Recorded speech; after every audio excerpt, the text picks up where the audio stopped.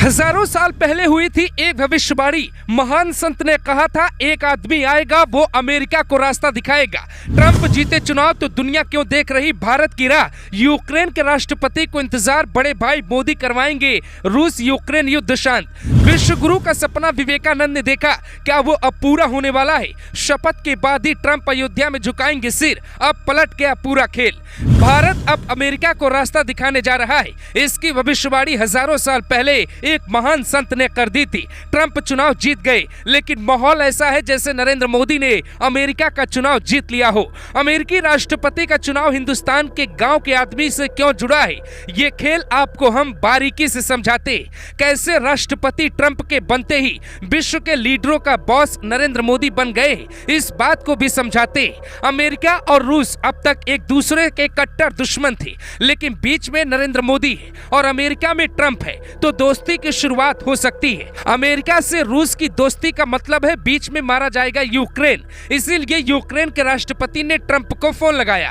Phone पे 25 minute बात हुई। एलन मस्क स्पीकर पे सब कुछ सुन रहे थे। ये बात बाहर आई। एक बात ऐसी भी आई जिसमें भारत का नाम जुड़ा था, और वहीं से एंट्री लेते हैं नरेंद्र मोदी। यानी इस मामले में ट्रंप अब कोई भी फैसला मोदी से पूछकर या उनकी सलाह लेकर ही करेंगे। अमेरिका और रूस के बीच भारत पाकिस्तान जैसा माहौल रहता है, फिर भी नरेंद्र मोदी के रहते कोल्ड वार खत्म हो सकती है, बात हो सकती है। अमेरिका और रूस में बात अगर कोई करवा सकता है तो वो है नरेंद्र मोदी, और ऐसा हुआ तो ज़ेलेंस्की को बड़ा फायदा हो जाएगा, वहां शांति हो जाएगी। यूक्रेन के राष्ट्रपति पहले भी खुलकर पीएम मोदी से गुहार लगा चुके हैं कि सिर्फ आप ही बचा सकते। अब विश्व की राजनीति पलटी है तो उम्मीद भारत की तरफ सबकी बढ़ी है। अब ट्रंप सीधे तौर पे पुतिन को फोन करेंगे या फिर अगली कॉल पे पीएम मोदी भी ट्रंप के साथ होंगे, इस पे सबकी नजरें टिकी है। क्योंकि इस वक्त पुतिन को दुनिया में किसी भी देश में सबसे ज्यादा अगर यकीन है तो वो है भारत, और दोस्त के तौर पे अगर पुतिन का कोई सबसे ज्यादा करीबी है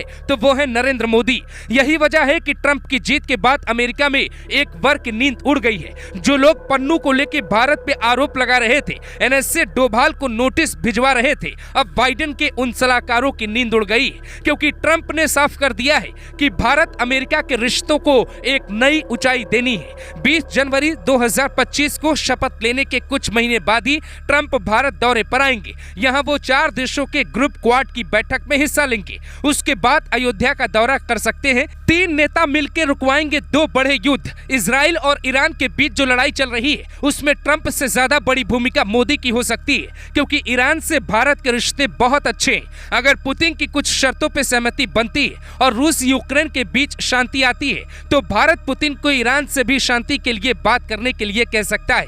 हर परिस्थिति में दुनिया में शांति तभी आएगी जब भारत की तरफ से नरेंद्र मोदी प्रतिनिधित्व करेंगे। यही कारण है कि हर देश के लीडर की अब मजबूरी हो गई है कि उन्हें भारत से रिश्ता बेहतर रखना ही होगा। ये बात आप ऐसे समझिए, यही अमेरिका था, यही यूक्रेन था। अटल बिहारी वाजपेयी की सरकार थी, जब भारत ने परमाणु परीक्षण किया तो भारत को आंख दिखा रहे थे, लेकिन सिर्फ 2 दशक में ही कहानी पलट गई है और भारत का कद अब ऊंचा हो गया है। भारत जैसे जैसे दुनिया में दखल अपना बढ़ाएगा, वैसे वैसे भारत में निवेश भी बढ़ेगा।